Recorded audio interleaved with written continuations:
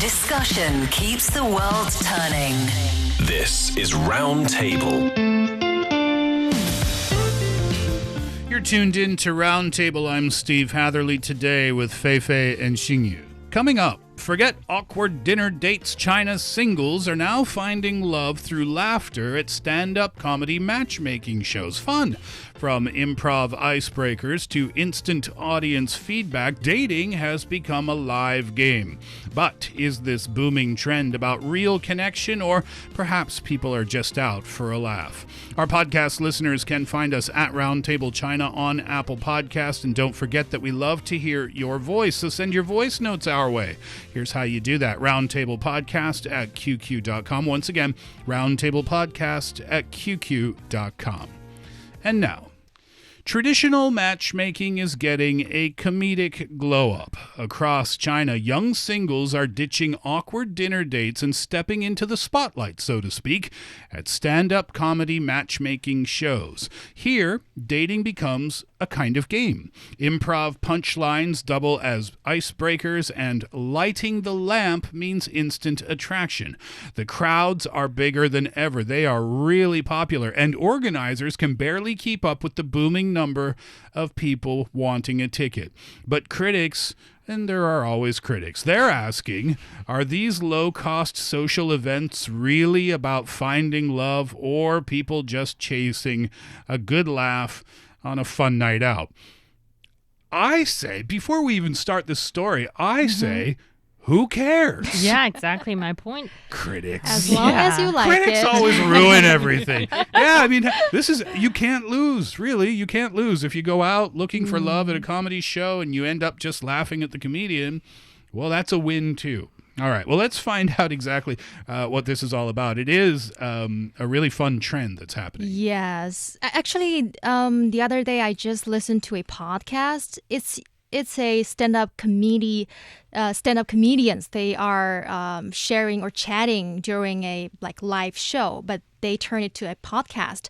But recently, they have just organized a matchmaking session for these single guys and girls onto the stage. And these stand-up comedians, they are working as hosts. Though on that particular episode, there were 3 guys, young guys, and 3 young females.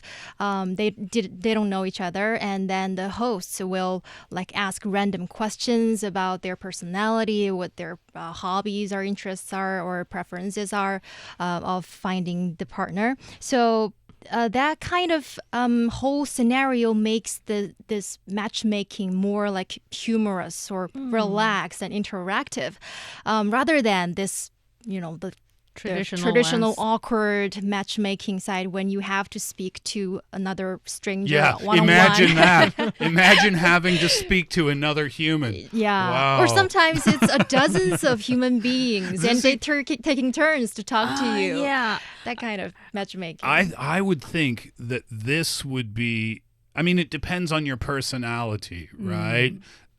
For some people, going out on a blind date one-on-one can be a really anxiety-inducing experience. But for others, standing up in front of a crowd, being on a stage while a host tries to matchmake you with a random stranger, I mean, I can see how it takes the pressure off. But for other people, I could see how this puts the pressure on perhaps a little more. But comparing to the traditional matchmaking event, I think I was watching a really old movie back in the 2000s. It's also about, dating and getting married. And there is a scene about this traditional matchmaking event that launched by a lot of these matchmaking agencies.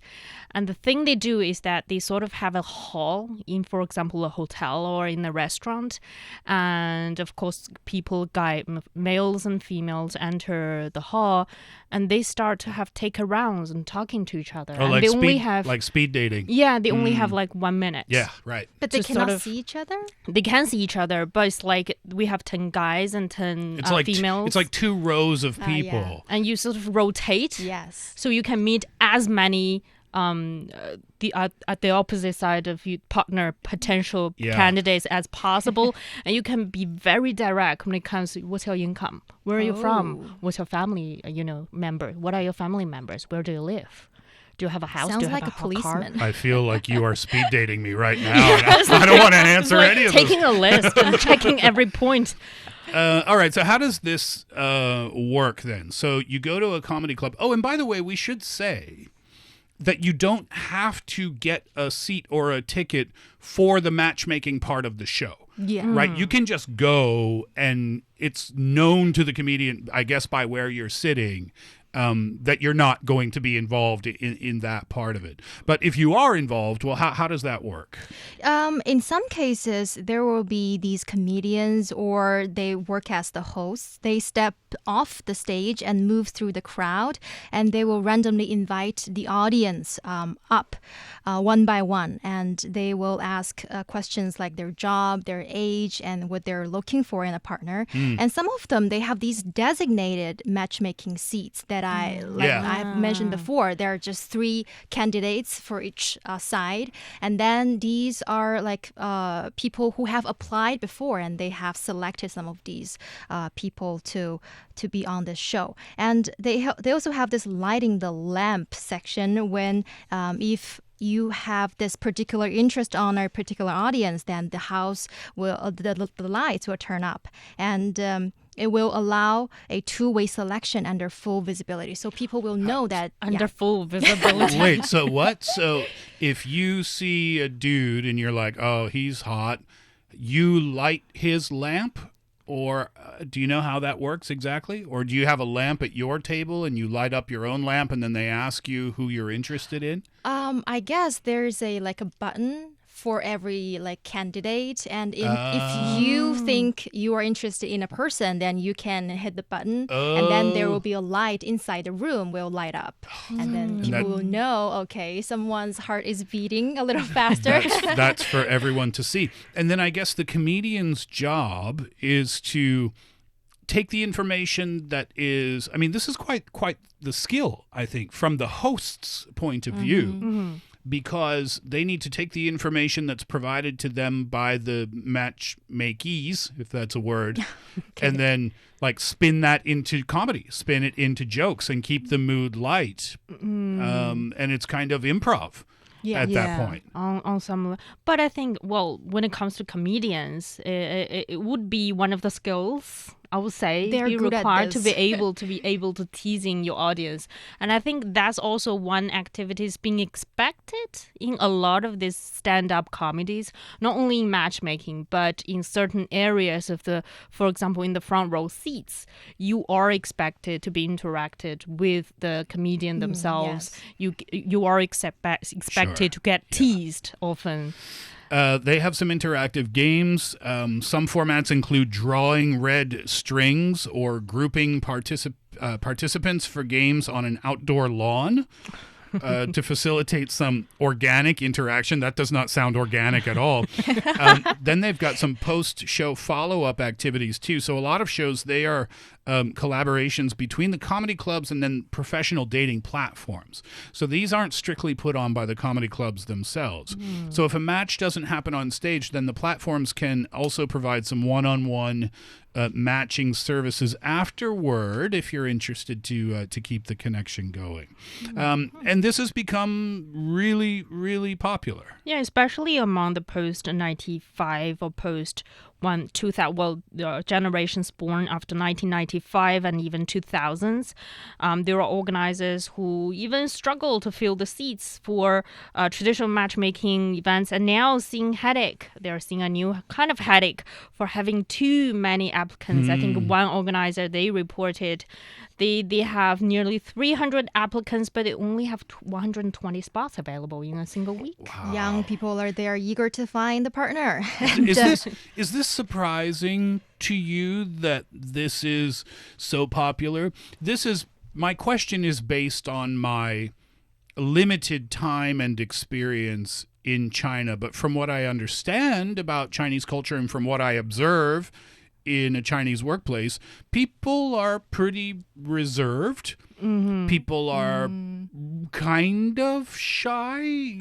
Yeah. A little Introverted. Especially when it comes to romance. A little on the introverted side. Okay, so my observations are fair, you think.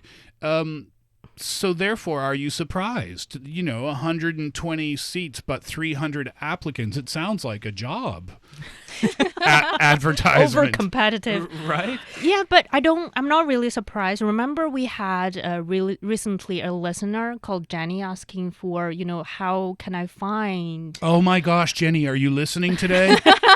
Jenny, go to a stand-up comedy matchmaking show. Why not? Is that I think there are a lot of young people out there who want to get involved in a relationship. They just don't know how to start. But when it comes to traditional matchmaking or setting up a blind dates, especially by your parents' generation, that's awkward because nobody likes that. Yeah, nobody likes that. Is that true? Nobody likes that? I mean, we still see stories today about applications where the parents are in charge of setting up their kids, and then the kids don't know about it. Like they're doing this behind their back. Yeah, that's because they don't like it. That's like a thing now. And then the parents can take classes through the applications, like how to convince your kid to get married. Like that's an actual... Really? Yeah. Or something like that, like how to approach the topic of marriage with your child. And these are paid. These are paid classes, by the way. I saw this in the news last week. Yeah. So I guess...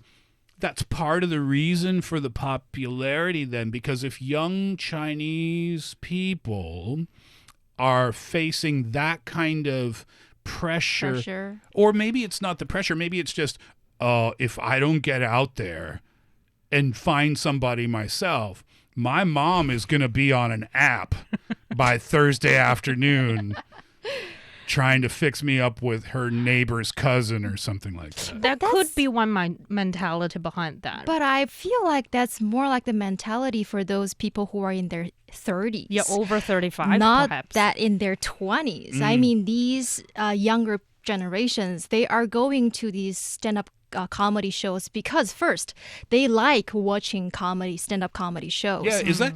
I have a question about that. The side question, sorry. Is that a growing new thing in China, or has stand-up comedy been around for a long time? No, stand-up comedy is also relatively new in recent years, I think. Yeah, I think especially because of the popularity on this TV show that features stand-up comedy, like competitions. Now it makes a little bit more sense because stand-up comedy is like a new and growing thing on its own. Yes. And then you throw in the matchmaking aspect of things. Yeah, and also I think, going to this stand-up comedy can also be kind of a screening process, because when you sign up for these activities, people are signing up also for the same event, probably carry the same level of humor. The same sense, similar sense of humor with you. At least they both like stand-up comedy. And they don't also open to new things.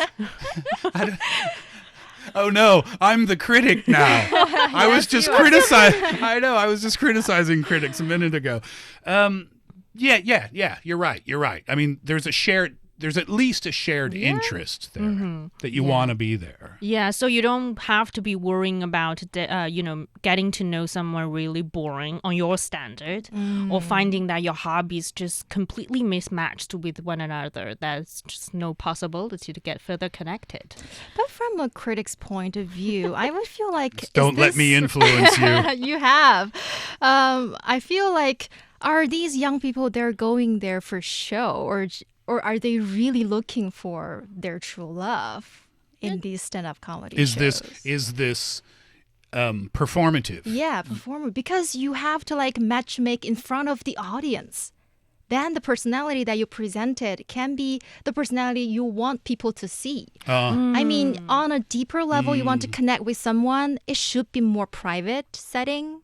You can open your heart. That's a good point. Yeah, right. So if you're on a stage and a comedian asks you a question, or one of the other participants asks a question, you might feel some sort of pressure to provide an impressive answer or an entertaining answer because you're in front of a crowd. You might feel pressure to try to be funny yourself. Then you've got the anxiety of, like I said, if you're not used to being on a stage in front of people, you might not be capable of giving a genuine answer at that particular moment. Yeah, but I don't think that really matters. Even though we're coming to, for example, one-on-one dates with a stranger, you will be still putting on your performative self.